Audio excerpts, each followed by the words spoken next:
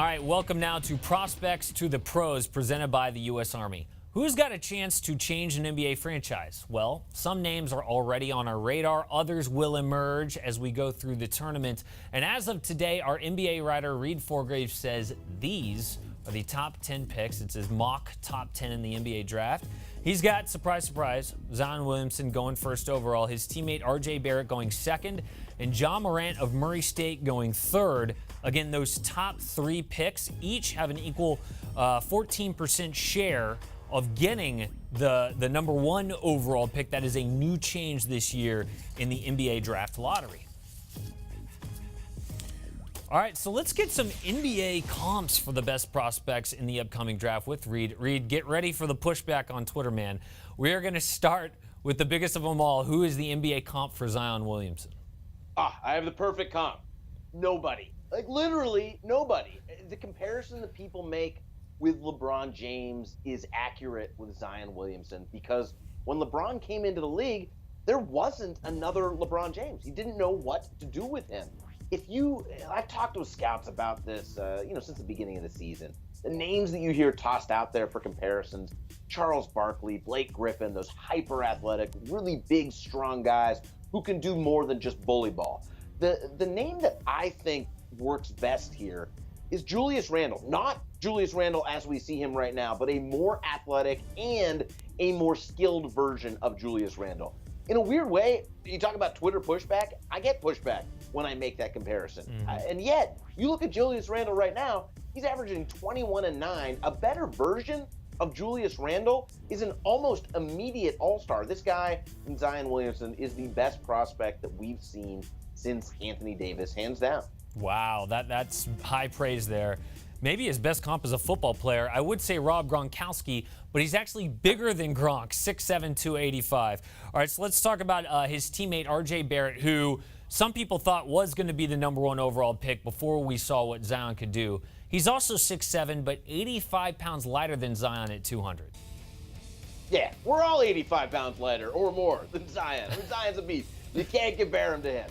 Look, R.J. Barrett, there were times, frankly, at the beginning of the season, where I believed, and a minority, but a healthy minority of scouts believed, that he was the consensus number one pick, that he was more of a sure thing than Zion. It's been a bit of an up and down season for R.J. Barrett. When you talk to scouts, something that they say is they see him as a guy who has a little bit of tunnel vision, but that guy right there, I think, is an interesting comparison. James Harden, a stud scorer, that's what R.J. Barrett is first. He is a scorer. I'm not sure if the three-point shot is quite at Harden's level, but Harden's three-point shot wasn't at Harden's level when he was back in college. I asked this question of R.J. Barrett. I'm like, who do you study most in the NBA? And what he told me was James Harden. So there's a slitheriness to him.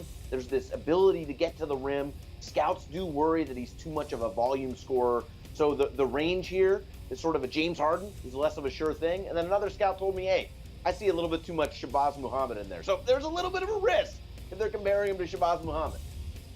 Can those volume scorers become really efficient scorers at the next level? Is that something that we see often? Yeah, I mean, that's the way of the NBA today. It's not about getting 30 points. It's about getting an efficient 30 points. So I do think with R.J. Barrett, it's a matter of being more consistent with his three-point shot and, frankly, looking to pass a little bit more often.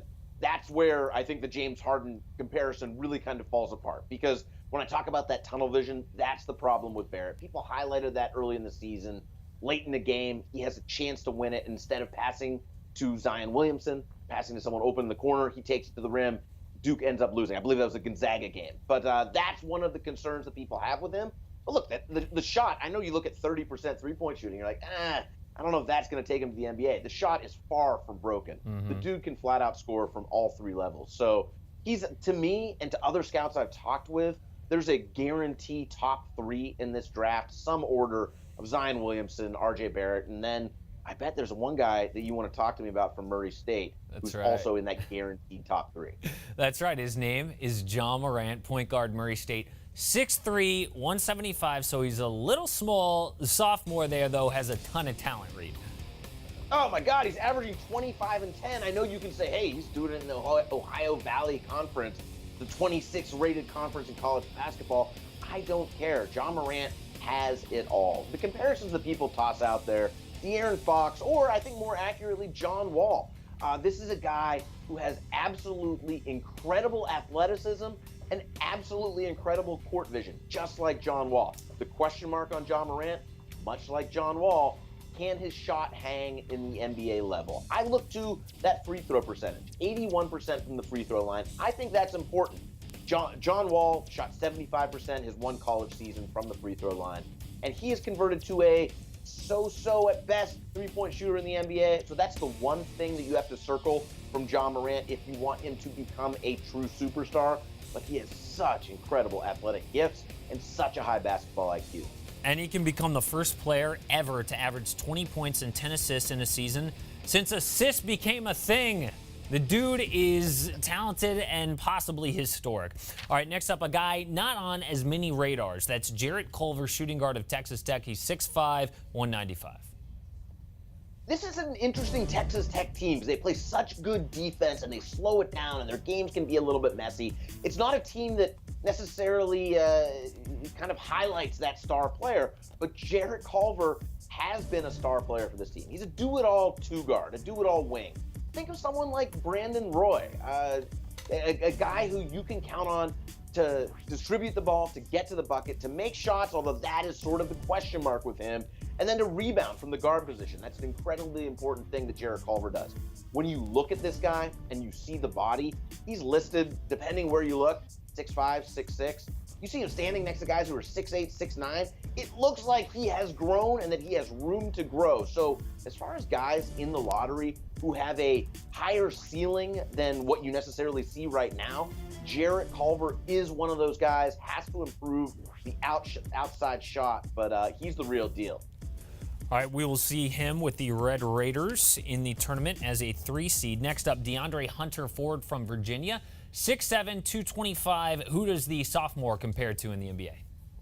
Look, this is a team that can win it all, and the guy that I like to compare DeAndre Hunter to, and he, by the way, DeAndre Hunter injured in that loss to the 16 seed UMBC. That's something I think that people don't talk about enough when they talk about Virginia's historic loss in last year's tournament. The guy that I compare him to is a guy that you never even heard of when he was in college, and that's Robert Covington of the Minnesota Timberwolves. Just an absolute lockdown defender who can really shoot the three. If you look at DeAndre Hunter and you look at his progression, he's old. He's 21 years old, which I hate to say this, the guy turns 40 in a couple months. That's old for an NBA prospect, but he has made significant growth every year. He redshirted his first year. Last year, that three-point shot was a little bit shaky.